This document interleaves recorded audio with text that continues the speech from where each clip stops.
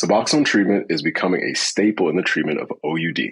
So let's dive into the statistics, the efficacy, and the safety of Suboxone treatment for OUD. Suboxone is the brand name formulation of buprenorphine and naloxone, prescribed in a film and a tablet that a local pharmacy can dispense. This makes access to treatment much more manageable than for someone that needs methadone appointments every single day.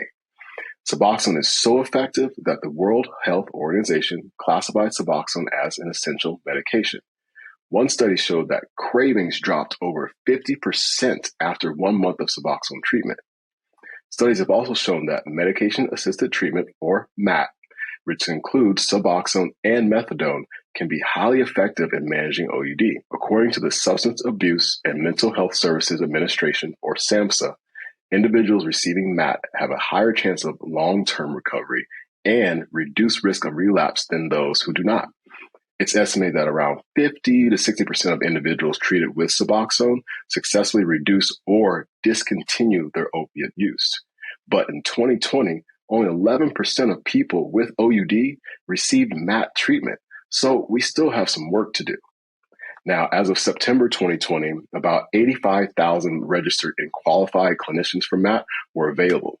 Now, today, there is no special license needed to prescribe Suboxone, so access will continue to increase over time naturally.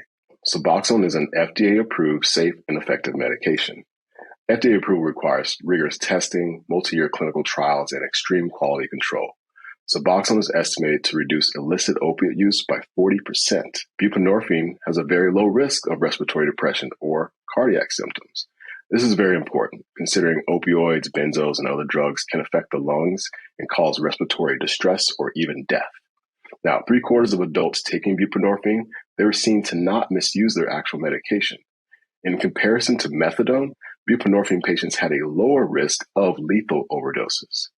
Patients taking Suboxone stayed in treatment longer. They had lower relapse rates at 6 months and 1 year after MAT therapy concluded. Suboxone is formulated to help decrease misuse by adding naloxone, the reversal agent for opiate overdose. It is inactive until the medication is either burned or dissolved. It is estimated that about 75% of patients taking their medication use as directed, and only 25 were seen to misuse it. And that misuse was incorporated to chronic pain or having less medication than they actually needed. The ceiling effect of the medication doesn't allow euphoria or a high. So the misuse or overdosing on Suboxone is very, very, very, very low. Suboxone through telemedicine is saving lives. Ample research has been done showing access to buprenorphine via telemedicine during the pandemic reduced the rates of opiate-related overdoses, ER visits, and deaths, and did not increase the rate of buprenorphine misuse. Through telemedicine, patients can conduct their visits in privacy of their own home. When researched, these same people stayed in treatment longer and decreased their overall risk factors of returning to opiate use. Telemedicine decreases travel time or actually eliminates it for those that don't have access to in-person care. 31% of bicycle health patients had no previous history of buprenorphine treatment, indicating that they may not have access to in-person providers or were affected by one or at least one of the many known barriers to utilizing in-person OUD care.